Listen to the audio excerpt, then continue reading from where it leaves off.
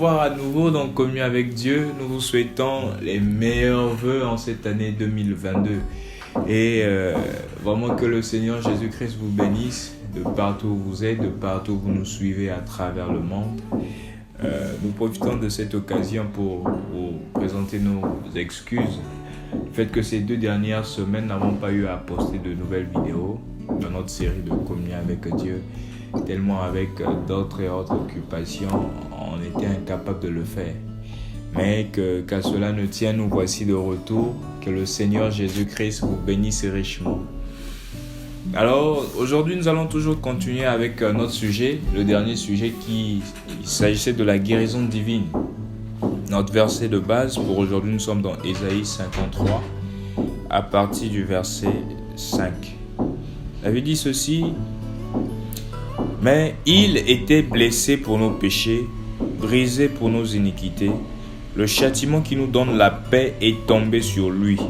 Et c'est par ses meurtrissures que nous sommes guéris. » Oui, la guérison divine est une réalité. Il n'y a qu'une seule forme de guérison, c'est la guérison divine. Il n'y a que Dieu seul qui peut guérir. En dehors de Dieu, aucune autre chose, aucune autre personne ne peut guérir. Pourquoi? Parce que pour être un guérisseur, il faudrait être un créateur. Vous allez certainement mieux comprendre cela. L'homme, quand il est malade, il doit dans un premier temps, il doit se rendre à l'hôpital. C'est ce que tout homme avec bon sens fera. Je suis pas bien portant, je me rends à l'hôpital. Oui, c'est ce qui est juste, c'est ce qui est normal. Mais le médicament que me donne le docteur ne me guérit pas. La médecine ne me guérit pas. Mais qu'est-ce qui guérit réellement? C'est Dieu qui guérit. Je vais essayer de vous donner des exemples. Le docteur peut m'arracher la dent. Si je souffre par exemple d'une carie dentaire, il peut m'arracher la dent. Mais le docteur n'est pas en mesure de faire repousser une nouvelle dent. Non. Ça, le docteur ne peut pas le faire. Pour le faire, il faut être en mesure de créer de nouvelles cellules, de nouveaux tissus et une nouvelle dent qui pourra se former là. Le docteur, si je souffre d'une appendice, il peut être en mesure de couper, mais il ne peut pas guérir. Je peux me fracturer le bras, je vais chez le docteur, il me mettra un plâtre, mais le docteur ne pourra pas redresser, ramener ou guérir le bras. Non, il n'y a que Dieu seul qui est capable de le faire. Pourquoi? Dieu est capable de recréer de nouvelles cellules, de nouveaux tissus, de nouvelles dents, raffermir encore tes os, l'os qui a été cassé, fissuré. Il est le créateur. Voilà pourquoi lui seul est en mesure de guérir. Et son nom est le Seigneur Jésus-Christ.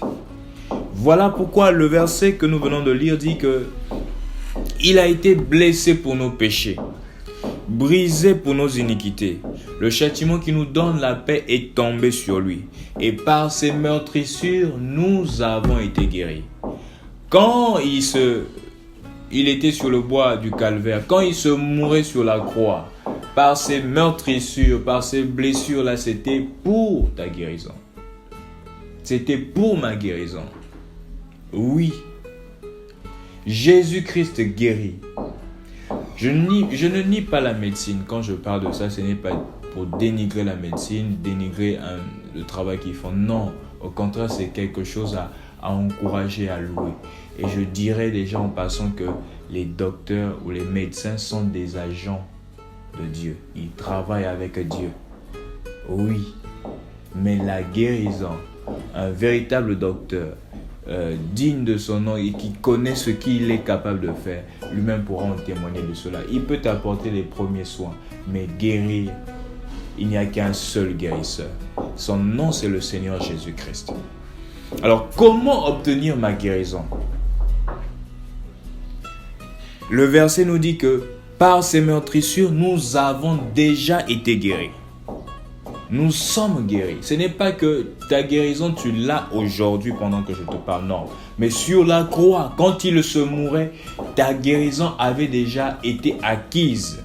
Alors toi qui es malade, qui me suis ce matin ou ce soir là où tu es, tu veux cette guérison. Mais tu as déjà cette guérison. Jésus te l'a déjà. Jésus a déjà acquis cela pour toi.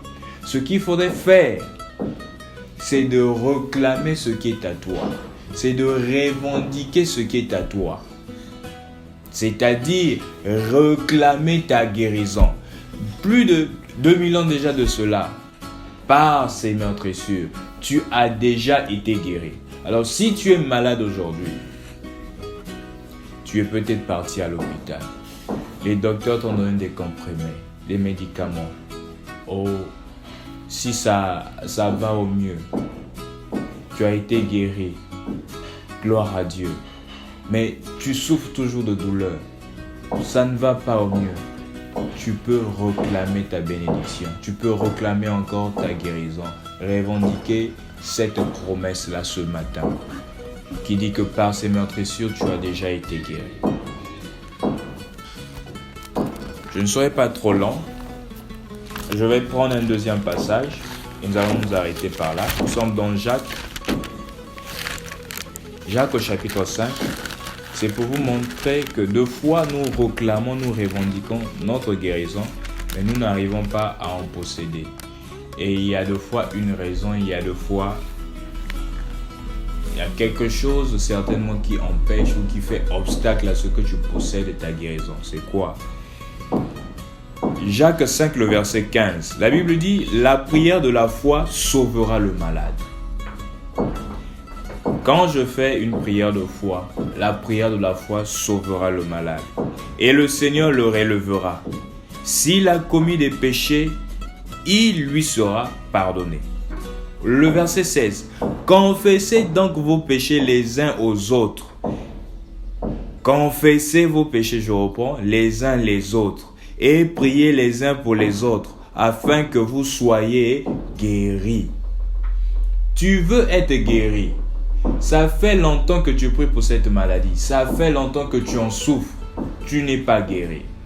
Tu as essayé plusieurs remèdes, plusieurs médicaments. Tu n'es pas guéri. Mais la Bible dit, confessez vos péchés les uns les autres. Priez les uns pour les autres afin que vous soyez guéris. Il y a beaucoup de gens aujourd'hui qui souffrent de maladies et qui ne reçoivent pas la guérison. Pourquoi? Parce que en eux, ils ont gardé rancune, ils n'arrivent pas à pardonner. Il y a quelque chose qu'ils n'ont pas mis en ordre. Alors, la Bible nous dit ici, confessez vos péchés les uns les autres, afin que vous soyez guéris. La prière fervente du juste a une grande efficacité. A une grande efficacité. La prière du juste a une grande efficacité. Mais la Bible nous recommande de confesser, que nous devons nous confesser nos péchés les uns les autres. Tu veux que Dieu puisse t'accorder la guérison. Mais comment est-ce que ce Dieu va t'accorder la guérison pendant que tu gardes rancune envers un frère, envers une sœur plutôt? Il se peut que Dieu peut passer par ce frère pour venir prier pour toi. Il se peut que Dieu peut passer par cette sœur-là, ce juste pour venir prier pour toi. Mais toi, tu as rancune envers cette personne. Comment peux-tu obtenir quelque chose de bien? Comment peux-tu obtenir ta guérison? Et c'est deux fois ce qui nous empêche à recevoir notre guérison. La prière, au début, la prière de la foi sauvera le malade. Tu veux être guéri. C'est une prière de foi. Pour réclamer ce qui est à toi. Parce que Jésus, 2000 ans de cela, par ses meurtrissures, la Bible dit que nous sommes guéris. Nous avons déjà été guéris. Il te faut réclamer ce qui est à toi. C'est ta promesse à toi. Mais pendant que tu la réclames, comment peux-tu réclamer quelque chose qui est à toi pendant que tu gardes rancune envers ton frère? Tu te rends compte que tu n'es pas en ordre avec Dieu. Il y a un péché que tu as commis. Comment veux-tu obtenir la guérison? Ne savez-vous pas que Dieu n'exauce pas des pécheurs? Vous pourrez lire ça dans 1 Jean 3, le verset 21. La Bible dit, s'il y a quelque chose qui vous condamne, Alors que quand il y a quelque chose qui te condamne dans ton cœur, devant Dieu, nous n'avons pas de l'assurance. Tu peux crier, tu peux prier, tu peux jeûner, mais tant qu'il y a quelque chose qui te condamne dans ton cœur, le ciel est fermé pour toi. Dieu n'écoute pas le pécheur. Il te faut d'abord reconnaître ton tort. Il te faut d'abord demander pardon au Seigneur Jésus. Réparer ta faute. Et après cela, comme il dit ici, confessez vos péchés les uns les autres afin que vous soyez guéris. Que le Seigneur Jésus-Christ vous bénisse. Merci de nous avoir suivis de partout et je tiens encore à vous remercier pour tous vos encouragements.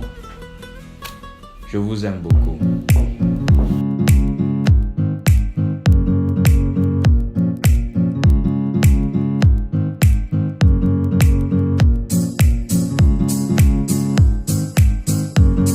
Je réitère à nouveau mes meilleurs vœux à chacun de vous en cette année 2022. Que le Seigneur Jésus-Christ vous bénisse richement en cette année. Alors n'hésitez pas de partager ces vidéos car cela peut bénir quelqu'un.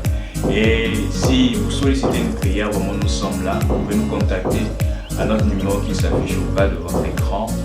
Toute autre question, nous sommes là. Posez-les en commentaire. Vraiment, elles seront les bienvenues. Que le Seigneur Jésus vous bénisse richement.